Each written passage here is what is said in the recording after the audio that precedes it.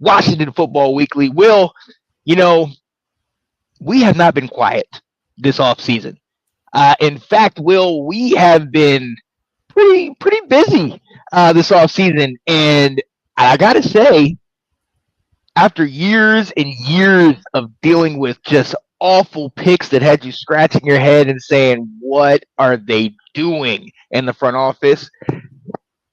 In the last couple years, I'm just sitting back and clapping, like, keep it up, guys. Keep it up. Will, how you feeling right now?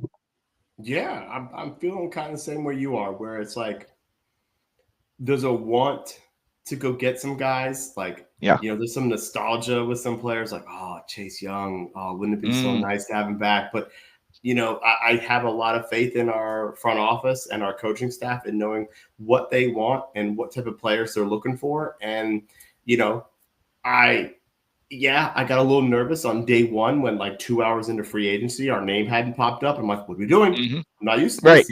But ultimately, I believe they have a plan, and I'm okay riding with their plan. Oh, absolutely. And look, we talked about it when we found out Adam Peters was going to come. We said, look at what he built in San Francisco. And we're seeing he is a part of what is looking like more and more of the recalibration that they talked about last year. You know what I mean? And we thought it was a rebuild, but we saw what happened and how far we went. But the moves that they're making, they're strategic moves. And I love it. Now, I, too, was like you on that first day and kind of hitting Twitter, our X and trying to refresh. And then we realized that somebody didn't pay the light bill. And X wasn't, it was X to that day, so I had to go to Blue Sky, Oh, my gosh, yes. Yeah, but still, once it started coming in, it hasn't stopped. And look, I think we have to start off with that question. Will, are you happy with free agency at this point? I am so far, and I'm cracking up at Kat's message here about Magic. Kat, this Magic also was the one advocating for them to hire Bill Belichick. So, yeah. But yes, hey, I'm good if everything Magic touches turns to gold. I'm good with that here. I am happy with free agency. We had a lot of money to spend. We still have money out there that we could spend. And I know there was a lot of excitement of who are we going to get? Who can of these, can we go get a T. Higgins? Who else can we bring in? Can we go get one of these big time corners that we know we need to replace that position with? And while we didn't go big dollar signing, we brought in two players at positions of need that absolutely upgraded. The fact that they pulled the stunner out of nowhere. Like the NFL, apparently GMs were talking about Laramie Tunsil. The Texans said, hey, this guy's available. Let me hear what you have to say. But this was not known by any reporter. So when it dropped that we made a trade for Laramie Tunsil, jaws dropped. Like, right. What? Adam Peters and the Commanders just pulled off another one. Rappaport was shocked. Schefter was shocked. Like, so that part's, is kind of fun. And the fact that we upgraded at left tackle in such an important position with our quarterback, you take that. You take the trade for Debo. So really not free agency, but trades is where we upgraded. And you bring in a wide receiver too, which we were so concerned about who's going to be another weapon. And I can't help but walk away right now, take a step back saying they made the team better already in two key positions. So yes, I am happy with free agency so far. What about you? Oh, yeah. Oh, 100%. 100%. You talk about clearing things up for us going forward. You hit the nail on the head, the two positions. And if Debo was a shock, because let's be very honest, that trade for Debo, we were like, what? Okay. But there was still the Adam Peters connection. Laramie Tunsil? No. That was I'm sitting here on Madden like, oh yeah, I can get him for a second and a third. Oh yeah, I'll bring him in here for that because it works there. I did not expect that at all, at all. And I mean, I go back to when he was drafted, and I remember how high he was looked at, and then obviously the whole leaked gas mask bong rip that he took, and his stock dropped. And I still remember thinking, it's pot. I mean, however people feel about it. That's not the worst thing in the world. So when I saw him drop, I was like, he's still a great athlete. So whoever gets him is getting a steal. But I never expected us to then get him eventually one day, and to get that, and to your point, lock down that position. I mean, that is the one thing we've been screaming about over the last couple of years, getting that left tackle. Now we got it, and a veteran.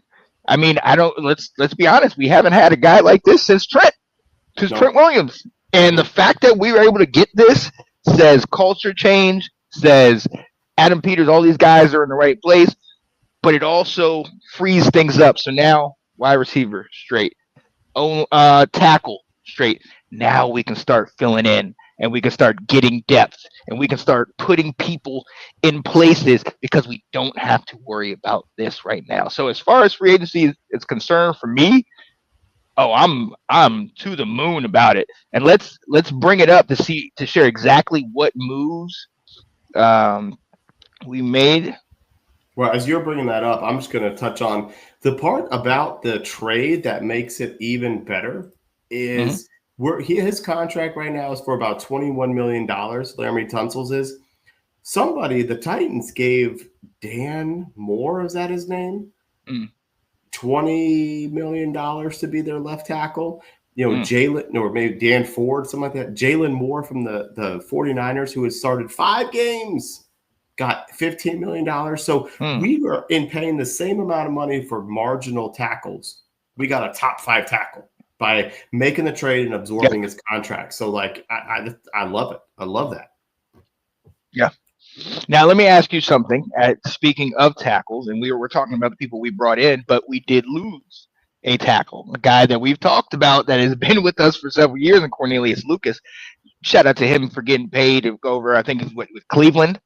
I think he took the Cleveland gig. How are you feeling about that? Because he was a locker room guy. He was somebody that we liked. We knew he was older, and we knew he was 33, 34, moved on.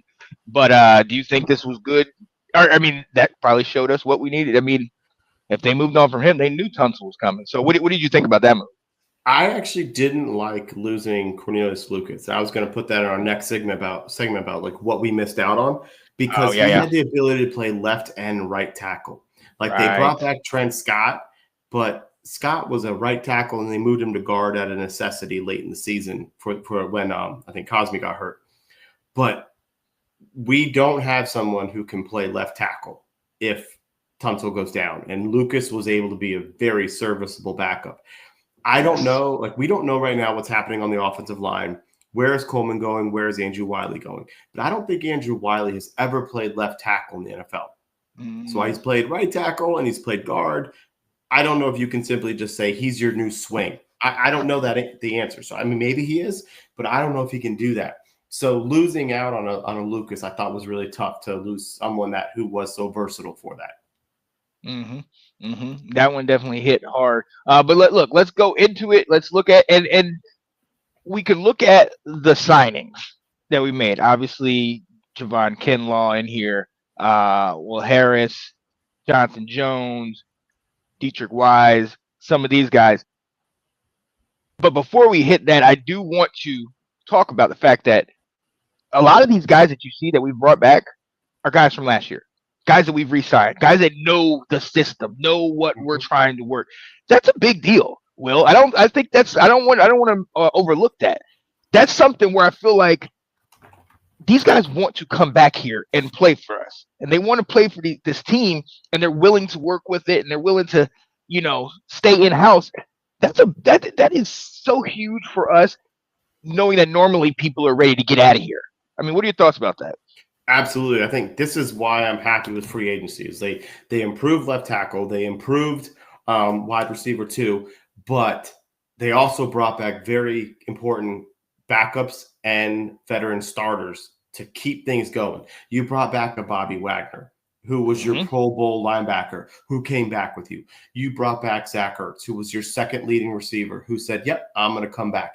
You had Nick Bellore. I think, Nick, did he make the Pro Bowl? Or is he was a Pro Bowl nomination as a special teams player. Might have been. Love the fact that he came back. You brought back John Bates, who we had heard has said was going to have a market in free agency. And Bates even went on his thing. He's like, last year was one of the most fun times I've ever had. I'm coming back to play on this team. You brought back Noah Igbenogany, big, important role player for us. He was our nickel guy when we moved Sanders still out. He came back. He could have gone elsewhere and got more money, more years, all that. He came back. I think that's important. Last one we brought back, our favorite player, the dude who will be in the ring of honor when his career is up, Tressway. You continue to bring back. You talked about locker room guy with Cornelius Lucas. It is some of the guys they brought back were key contributors to the team this year, and we didn't know who all they were. We didn't know who Belor was. We didn't know who Igbenogany was. We didn't really know what type of role Bates was going to have. But guys who played big roles, they came back. So I think that is part of the whole free agency haul to say, yeah, we kept some core players in place. And to right to your point about those guys that we brought in, the Ertz, Wagner, the guys that we retained, Mariota. I mean, I don't want to overlook this. Now, obviously, there's the talent discrepancy. There's a fall off from JD5 to Mariota, but I don't think we can overlook the experience and the veteran leadership and just that. We all notice how calm JD5 was all year. I think this was the secret. Him having a Dan Quinn, yes, but him also having a guy that's been a Heisman Trophy winner coming in, who's been that key guy that's had win with the franchise, and things didn't pan out, and he's been bounced around the league, but he knows how to be resilient. I think that is so key when you're teaching a rookie that's having a lot of success. Those are the things that in-house, I know Mariota is talking to him and saying, hey, listen, it's not always going to be sunshine and roses. It's not always going to be a great day. Let me show you how to bounce back from it. And so getting guys at these positions, while they are definitely great contributors, it reminds me of like Kerrigan, who was great for all those years and then came back and coached because they're that close to the game and they are at that level where it's like they got a couple more years left, and each of them signed like a 1 year with us, which is great. But having them be able to teach the next group, that's what's going to really help us to excel when these rookies and these guys come in. And that's what I think I love about what Adam Peters and Dan Quinn are doing. They're not just looking at this year, next year. They're looking 3 or 4 years down the line. How can we build something that can sustain? And I mean, it just lends to how great and how proud I am to have these guys in house, because I mean, we are really sitting here looking at this like, woo wee, can we play tomorrow? Let's wait for the draft. Let's get some guys for the draft. But after that, we still have right. Let's solidify it. But yeah, I'm down that road, man. I'm down that road.